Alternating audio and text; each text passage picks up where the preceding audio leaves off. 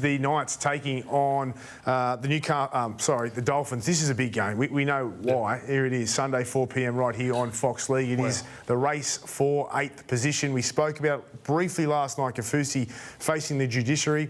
We both thought that common sense. We thought he should get off, and he did. Yeah. I was shocked though that he got off, given the season that we've had, the rulings that we've had, Gordy. But this is justice, do you think? Or I just put myself in that. If I got 3 weeks or 2 weeks or missed the last game for the Dolphins because of that tackle and that collision and that bump, I would lose a little bit of hope for the game.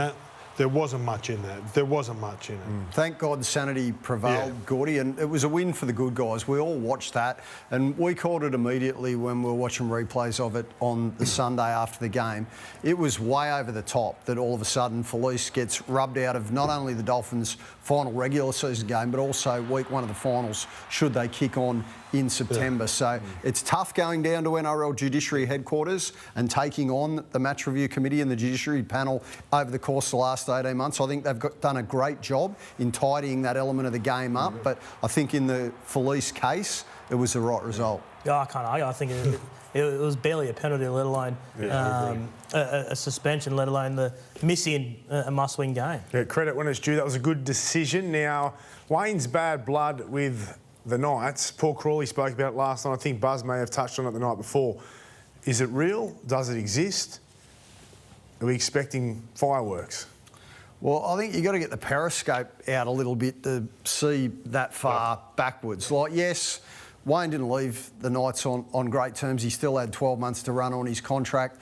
But he also took them to a preliminary final, and that's as close as they've been to a grand final since Joey Johns and Danny Badiris won him a competition. So I think you've got to give him credit. Gordy, I know you said you think the Dolphins emotionally would have spent a lot of energy last Saturday night. I think they'll be up for this context. I love the changes that he made and the fact that he was able to get an immediate result out of the playing group. And I think they're a big shot at causing an upset. I think if anybody's going to be fired up, it's Kalyn Ponga when Wayne told him to grow up. And last year he did. He grew up as a footy player. He put Newcastle on his back, and last Sunday he did the same again. So that's the challenge, to stop this guy. Any time he got space, he was dangerous.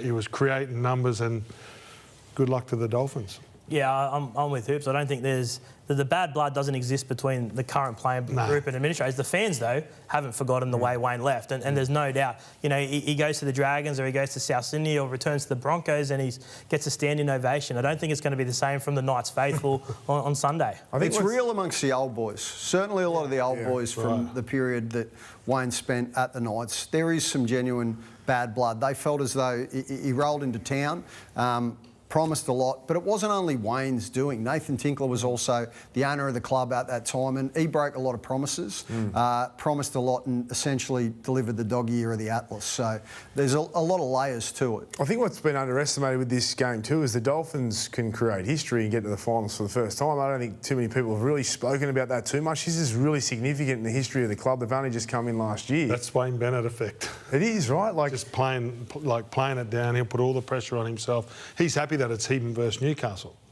That's his master plan. There's no pressure on the Dolphins. It's the biggest game in their short club's history. I know they've been around for over 75 years, but this is the biggest game for them. All right, on to the next one now. Latrell Mitchell's ban rejected or not? This was interesting. Throughout the day, we got told that he had been rejected clearance to play by the NRL this weekend for the South Sydney Rabbitohs, which would have been his one-match suspension served this season.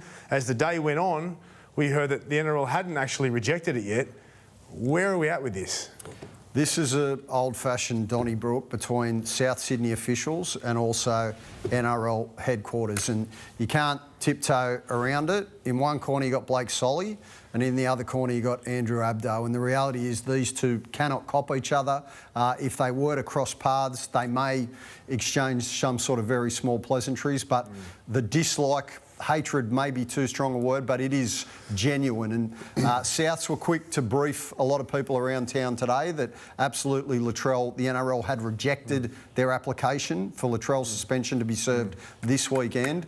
But then the NRL came out later in the day and said, hold on a minute, no, we've just requested further information out of the Rabbitohs. But the bad blood is genuine and it's Who's real. in the right, South or the game? I think the game needs to stand up and make a stand for something. And I could understand why if they said, no, the ban is to be served next year, that's our ruling, we're the governing body. But Souths are jumping around all over the place. Why is Souths making such a big deal out of this? Why wouldn't they think, and we've said it the last month, right?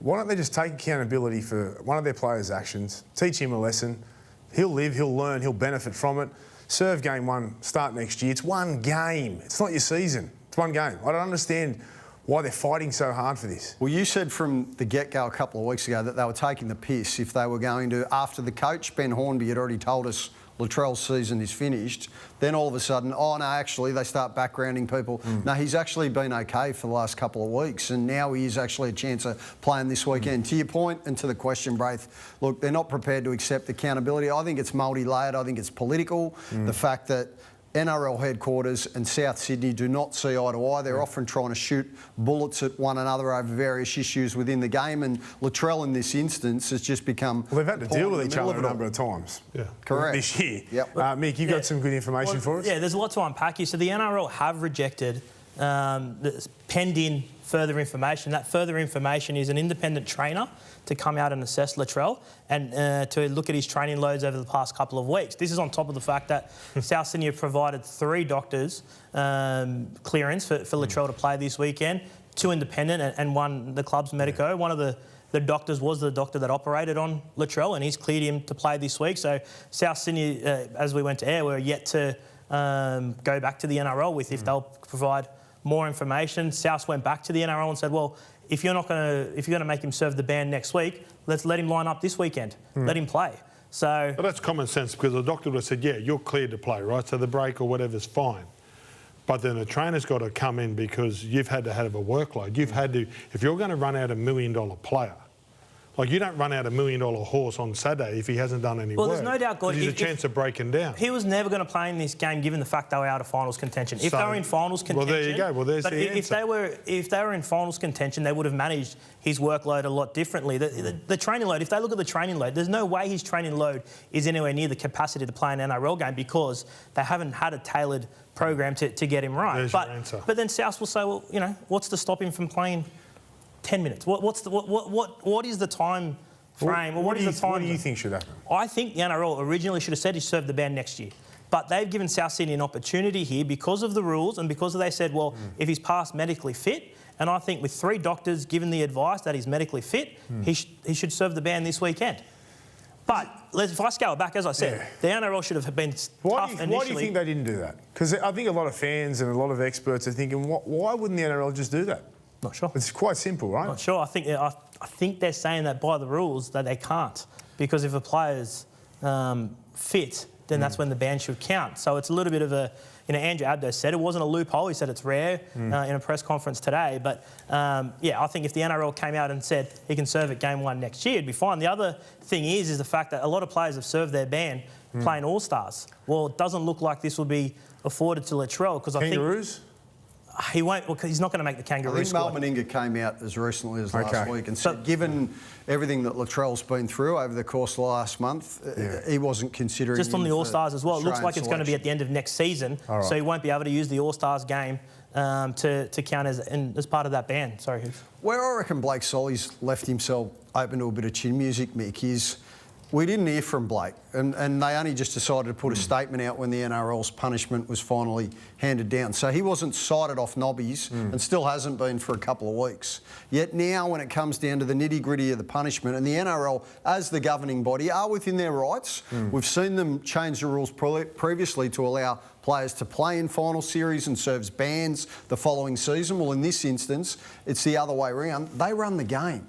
So they are entitled to come to that view if they so choose. Yeah, but I think the fact that they've asked for medical information and South Sydney provided medical information, this is why we're having the debate. Let's be fair to Mick. When we all saw the vision yesterday of Latrell casually sauntering on that exercise bike at training, that didn't look like an elite professional footballer who's preparing to play on Friday. Well, that's why the NRL's called for his training loads. Clearly, right? that's that shouldn't be an issue then. The South should say, okay, well, here's his training loads. No? Well, I don't know how much training he would have done. What if So you don't run them out. So it's like, mate, they call bullshit on it, right? So you look at the Cowboys, right, and you talk about a side, a coach went for DUI, got sacked. They should just own up and say you're playing next year and cop it on the chin. That's what's happened. So now Latrell gets dragged over this again. And it's lack of leadership. If that's your son, you sit him out and you give him punishment. That's it. That is the end of the story, really. We'll see. Or we say, oh, no, we don't. Go on, mate, you can go out there and do it. Unfortunately, it's not the end of the story. The story continues. So we'll see what happens at the end of this mess.